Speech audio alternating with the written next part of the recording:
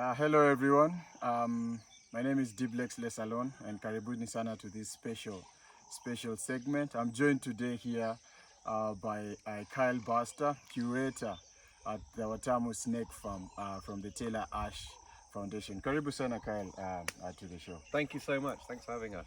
Karibu. Great. Could you kindly introduce yourself? Tell us a bit about your background, where you grew up, and how your childhood has shaped the person you are today. Cool. So I was born in Nairobi, and I grew up actually a lot in Tanzania and a lot in the bush, sometime here in the Mara. Growing up, we always had like a python in the house, or there was always snakes around. My uncle used to catch snakes. So I always had this like small sort of passion for snakes in the back of my mind. I always spent a lot of time out in the bush, fishing, hunting, tracking animals. And my mum saw this passion that I had for snakes, so she bought me all the different types of books and everything like that. Yeah. And then when I was about 12, I had to go do some work experience. So then she sent me to the snake farm in Watamu. It was then called Bioken Snake Farm. And I did some, I think it was like 2 weeks work experience there, and I just fell in love with snakes and the work that they did. Yeah. And whenever I had an opportunity, holidays or anything, I would go and spend time at the snake farm, learning about them, looking after snakes. I'd go to different conferences. The snake farm actually ran a few conferences every 2 years, so I'd always go to those, and just always had a passion for snakes, wanted to be around them, and really that's what I wanted to do, and help snakes and help people about snakes. When I started with my mentor, Roy and Taylor, at the time he says, listen, there's not any money involved in here, so you need to go and find something which you can do to keep yourself going, and the snakes can be like a hobby or a passion. So I trained as a guide, a safari guide. Nice. I worked in the Mara. Where did you train?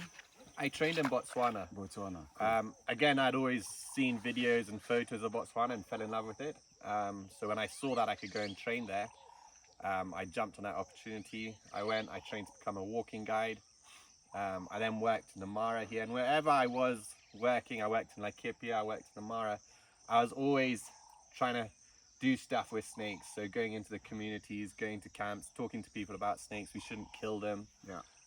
So it was just a long passion, just kept on going and going. We then moved to Nairobi with my wife, and sadly, Royan passed away about 6 years ago, very suddenly, and the farm was left to his wife to sort of manage and look after. Yeah. So she called me up and said, Carl, what would it take for you to come up to the coast? Said, we'll have to see, it might be in a couple of months. Or then you are living in Nairobi? I was living in Nairobi. I was actually working for my parents. Okay. They run a security firm. Yeah. And I said, I'll give my parents 2 months notice and I'll jump on it. I was like, this is a dream job. It's doing what I'd love to do. So she said, okay, we'll think about it and see what to do. And they called back about 2 weeks later, and said, yeah, let's start this. So I put in my resignation with my parents, and we went to the snake farm. Which year was this? This was just before COVID. Oh, okay. We literally left Nairobi with this, there's a outbreak of some bad virus going around. We got to the coast. We were there for about 2 weeks, and my brother-in-law actually came to stay with us for a week, and ended up getting locked down there for three months or so. Wow. So yeah, then been at the coast ever since, last sort of 4 years. I'm the curator of Watamu Snake Farm. So my job entails training of our staff, our team that we have there. Yeah. Make sure their skills are top notch. That the farm, the animals are kept well, and also looking into all the other programs which we do, like what we've been doing here at MEP, the snake awareness. Yeah. Going out, teaching people about snake bite, the importance of it, and why we should live with snakes. Cool. People fear snakes all around. Yeah. We'll talk more about perceptions out there of snakes and some of the programs that you help run at the Watamu Snake Farm. But just to bring you back a bit, could you take us back to when you first held that snake, you know. Yeah. How was that feeling like, and what really drives this passion inside of you to work with this species, which most people fear and they don't want to be near snakes, you know, and keeping it as a pet, which is very unusual. Yeah. Why snakes, Kyle? I don't know exactly what it is. I think I find them absolutely fascinating. It's a little bit like a leopard. Everyone loves leopards, but they're so secretive. We could be like, even around here, there's snakes all around us, but we have no idea. We spend a lot of time struggling to find them. And I find that fascinating, that they're all around us, but they're really hard to see. They're not coming out to look for us or find us. Yeah. Their colors, some of them have the most incredible patterns. And a snake, which you see just on a board, it looks so beautiful, has all sorts of cool blues and purple patterns. Yeah. And then it'll be able to disappear in the tiniest of leaf litter. I also quite like the thing that most people are scared of them and hate them. I think that also draws me to them because it's something different, unique. Yeah, so I don't know what it is exactly, but I think that fear factor, that most people are scared of them, then that makes me think, oh, cool, this is Can you something I should look recount at. that day you held your first snake? Yeah, and so my first snake I ever caught was well, the first snake I held was a python. We had a python at home. And I just, it was just like a incredibly soft, smooth feeling. And just watching the head, how it moves nice and gently, the tongue sort of flicking as it's trying to figure out what is going on. Yeah. The first snake I caught and then kept for myself was a house snake. And I knew what it was. I'd seen them a lot, been reading about them. And I remember where we used to have a garage and there was this mat of grass which you could sort of lift up. And I lifted that up and there was this house snake. I quickly grabbed it. And like all house snakes, when you first catch them, they bite you like crazy. So it bit me all over. After a little bit, it calmed down, it relaxed. And yeah, it was just an incredible feeling to have caught this snake and have something so cool in my hands. Awesome. Yeah. And I'm happy that you talked to us how you got involved with the Watamu Snake Farm. I think it was fate, you know, just leading you to your passion. And kudos to you and the team for the amazing work that you've managed to do.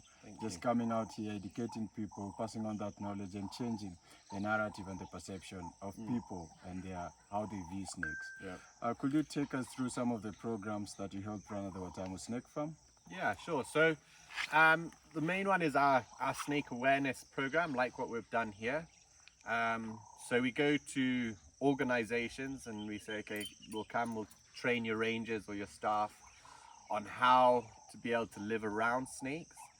We'll also try and train their perception of these things are deadly, they're gonna kill everyone, and it's a huge, huge problem.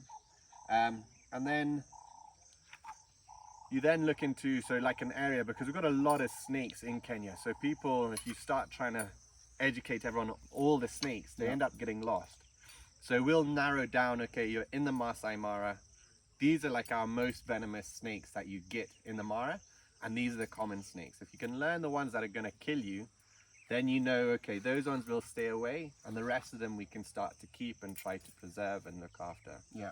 And the snake aware is very rewarding.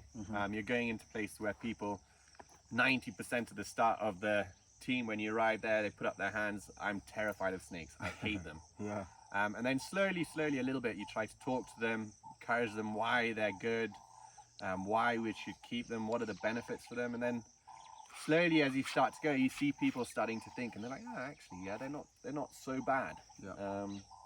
We do also we'll get like some companies to come and pay for us to come and do a training here, but then we'll team up with that company and say, okay, which community do you work with? And then we can go and do an education into some of these very rural communities who'll never see or get a chance to be taught anything about snakes. So that's a really good program which we do. We have like a rangers or a youth wing club, so young kids like myself who starting to have a passion for snakes, learn about them. We want to bring them into the farm so we can teach them so they can learn properly, because it is a very, very dangerous thing to do. So being able to get in these young kids, teach them about snakes so that they can start to learn and be safe around them. Yeah. That's exactly how I got involved with it. And then those are people who can go out all around Kenya, even further afield, and be ambassadors for snakes. And even back to their families. Really. Exactly, back to their families. Yeah. Have you started noticing an attitude shift towards the communities and even the young people that you're trying to loop in this conversation? A huge amount. I think social media has helped a lot. People can get onto different platforms like our Facebook groups. There's a few other Facebook groups where they can see and learn, and people are putting up photos of snakes, they're IDing them. WhatsApp is a great thing. My phone is ringing all the time. People sending us photos of snakes. What snake is this? And what I'm finding now quite a lot is when you come back and you say it's a harmless grass snake, a Battersby green snake or something, you say, do you need someone to come and relocate that snake? Most of them are like, no, it's okay. If it's a harmless snake, I'm happy for it to stay here. Yeah. And about 10 years ago, that was very, very rare to get. Most people would want that snake taken out straight away. Great. That's really rewarding. Nice. Let's switch on gears now and talk a bit about the threats. And according to you and your years of experience, what are the biggest threats facing snakes around Kenya? So the big one is just human encroachment. Our population is just booming. As I said, majority of people hate snakes, so as soon as they see them, they're going to whack it on the head.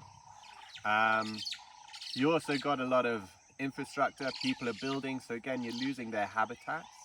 The other thing that is a big problem for some of the snakes that are eating like frogs, amphibians, is the waterways are getting so polluted that the frog population is dying out.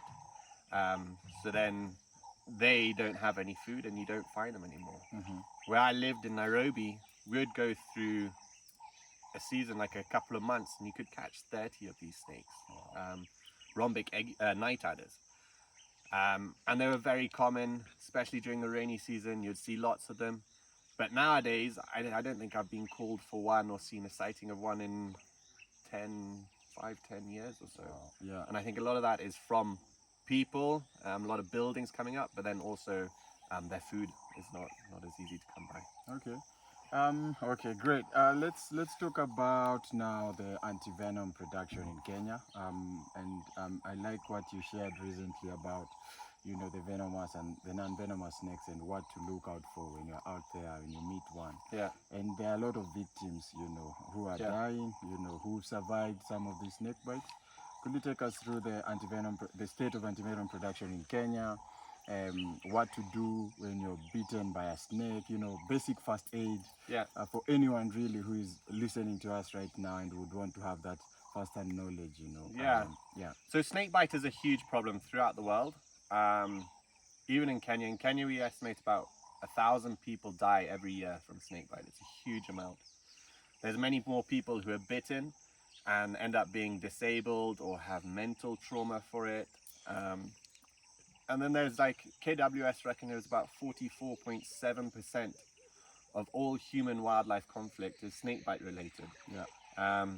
So it's a huge problem. It's a problem that affects the sort of rural poor.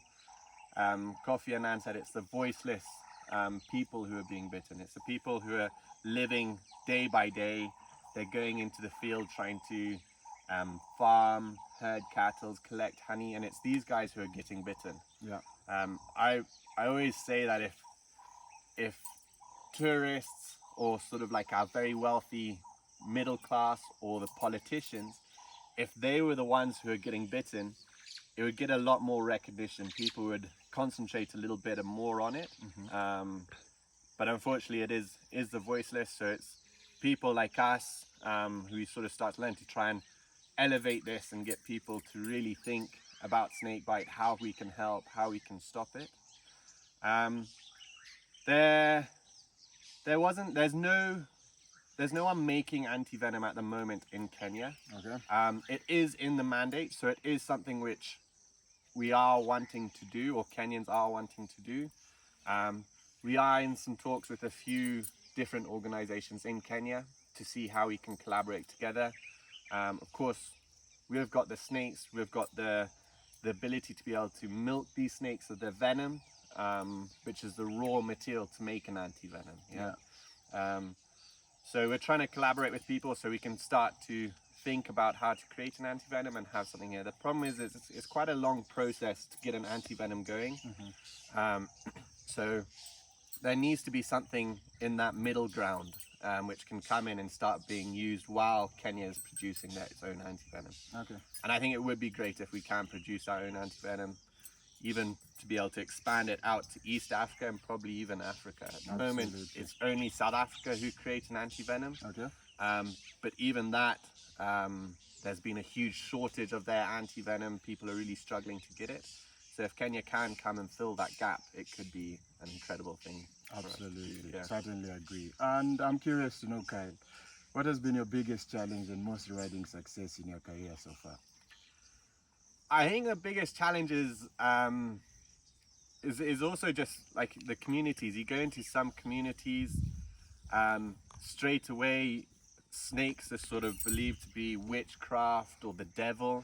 So trying to change that perception. We have been places where we're catching snakes and we've had to leave there because people are like, you guys are machawis, you're devils, you're witch doctors. So it is something which you can get in a lot of trouble with. So trying to change people's sort of ideas, beliefs behind that they're not the devil, doesn't mean we are witch doctors or anything like that. So that is probably one of the hardest things, in different beliefs and cultures. But it is so rewarding when you do start speaking to someone and you see them starting to understand. I remember being in Samburu once and we were talking about a Kenya Samba, and I said it's a snake we should be really proud of. It's got the name Kenya in our name. It's a completely harmless snake. It's a great snake to have around. And there was this big Samburu warrior and he's just shaking his head going and I was like, what's wrong? He's like, I have killed so many of these snakes. Wow. He said, I feel so ashamed and sad that I've killed something which is of no threat to me at all. Yeah. He says, I'm going to make it my mission. Maybe not all of them. He's like, but this snake more so, I'm going to try and protect it. Yeah. And I did get some messages from him after, look what we found, and he's released it out where. So stories like that are really rewarding. Leaving here, and then in a couple of weeks, getting people sending us photos of them actually saving snakes and moving them out. Wow. That means you're doing your job well. Absolutely. You're getting somewhere. Absolutely. And how are you incorporating indigenous knowledge with, you know, the technology that is coming out, you know, the science bit of it, and, you know, just ensuring that communities are also at the forefront of your conservation efforts at the Taylor Ash Foundation? Yeah, so I think like the local community, the people who are out in the field, they've got they see a lot of snakes, which we don't see. So we're trying to start a new science, citizen science program, where we have people from all over the country who can send me a WhatsApp and a Google location of snakes that are being seen. These will be able to give us a lot more understanding on where snakes are seen, what times of the year, when are we getting the young ones coming out. You get a lot of people, again, a lot of superstition, people saying, oh, we found this big black snake in here. So trying to get people to find us these photos, send us snakes. There are still new stuff to locate and find. Yeah. So yeah, I think just trying to educate them, get in. Unfortunately, the use of like a witch doctor to treat snake bite, there's no proof that some of the stuff which they do works. Rubbing goat dung into a snake bite, it's not going to do anything. So trying to again work with the witch doctors, the mugangas, and sort of being like, okay, if you do get serious snake bites, they do know about it. We had this in Watamu, and we said, okay, if you get a serious snake bite, you know someone's going to say yes. So we say, okay, refer those to the clinics. Yeah. Maybe you can get a payout, because they're wanting to make a little bit of money as well. Yeah. And then at least we can save those victims, but then their culture carries on, and if it is a harmless snake or something else, they can then go carry on with their culture. Mm-hmm. I do really wish that in some stage everyone's going back to sort of like herbal remedies and stuff. Yeah.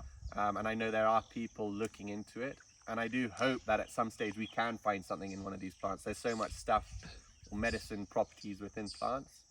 So maybe there might be something in there which could help us, but at the moment, all of those sort of traditional remedies for treating snake bite, unfortunately, they don't work. Yeah. Okay, great. As we near the completion of this chat, Kyle, how have partnerships and collaborations helped you steer your vision at Watamu Snake Farm forward? This is a huge thing, and what we're really trying to do now at the moment is actually collaborate more with people who are in the snake world in Kenya. There are a few different organizations, but collaborating with people like MEP, Lewa, Taita Ranch, a few communities or organizations like this has really helped us boost the areas which we can go into, get into different communities to educate them. And I think collaborations and us working together it works so much better rather than us just focusing on snakes. Then we've got 5 other organizations all doing the same sort of thing. If we can collaborate together, we work together, our efforts can go much bigger. Absolutely. Yeah. Yeah, and have you ever had a deadly experience with a snake in before? Or I haven't touched wood. I've had no snake bites from anything venomous. yeah, Of course, when you're handling all the harmless sand snakes or pythons and stuff like that, you don't use tools, so you do end up getting bitten. Um, every now and then, you really try to mitigate having a bad problem. So whenever we are in the bush, there's always 2 of us there ready to handle. But every now and then, you do get some which are a little bit too close for comfort. yeah. You sort of have to take a few deep breaths, maybe sit under a tree for a bit.